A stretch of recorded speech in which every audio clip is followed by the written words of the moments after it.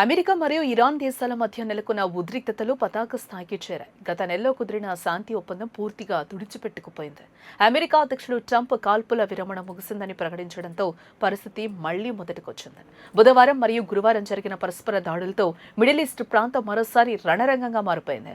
ముఖ్యంగా ఇరాన్ నౌకాశ్రయ ప్రాంతాలు, సైనిక స్థావరాలు లక్ష్యంగా అమెరికా బలగాలు భారీ దాడులే చేశాయి.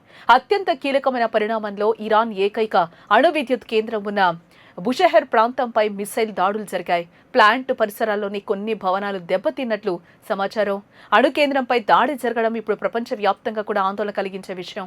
ఒకవేళ ఇక్కడ పెద్ద ప్రమాదం జరిగితే పరిణామాలు ఊహించలేనంత దారుణంగా ఉంటాయి. ఈ దాడులకు ప్రధాన కారణం హార్మోజ్ జలసంధిలో ఇరాన్ వ్యవహరిస్తున్న తీరేనని అమెరికా చెప్తూ ఉంది క్లియర్గా.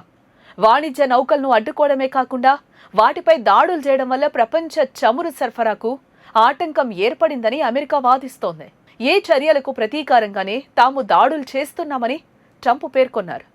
గడిచిన 48 గంటల్లో ఇరాన్ తీర ప్రాంతాల్లోని 90కి పైగా సైనిక స్థావరాలపై అమెరికా వైమానిక దాడులు జరిగాయి. చోగడక్, బందర్ అబ్బాస్ వంటి ప్రాంతాల్లోని కీలక మిలిటరీ కేంద్రాలు దెబ్బతిన్నాయి. ఈ దాడుల వల్ల కనీసం 14 మంది ఇరాన్ సైనికులు ప్రాణాలు కోల్పోయారని, దాదాపు 80 మందికి పైగా గాయపడ్డారని ఇరాన్ ఆరోగ్య శాఖ వెల్లడించింది. మరోవైపు ఇరాన్ కూడా ఊరుకోకుండా అమెరికా మిత్రదేశాలైన బహ్రెయిన్, కువైట్, ఖతార్లోని సైనిక స్థావరాలను లక్ష్యంగా చేసుకుంది. ఆ దేశాలపై ఇరాన్ క్షిపణులు, డ్రోన్లతో దాడులు చేసింది.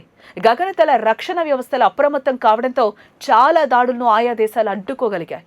ప్రస్తుతం ఇరాన్ తన supreme leader Ayatollah Ali Khamenei మరణంతో సంతాప దినాలను జరుపుకుంటోంది.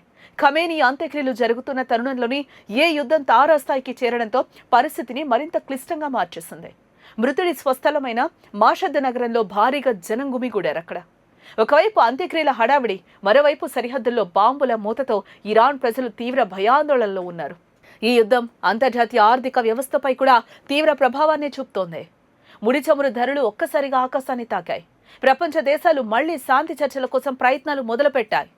పాకిస్తాన్ వంటి దేశాలు మధ్యవర్తిత్వం కోసం సంప్రదింపులు జరుపుతున్నాయి. అయితే ట్రంప్ మాత్రం ఇరాన్ బాధ్యతారాహిత్యంగా వ్యవహరిస్తోందని, దాడులు ఆగకపోతే మరిన్ని కఠిన చర్యలు తప్పవని హెచ్చరించారు.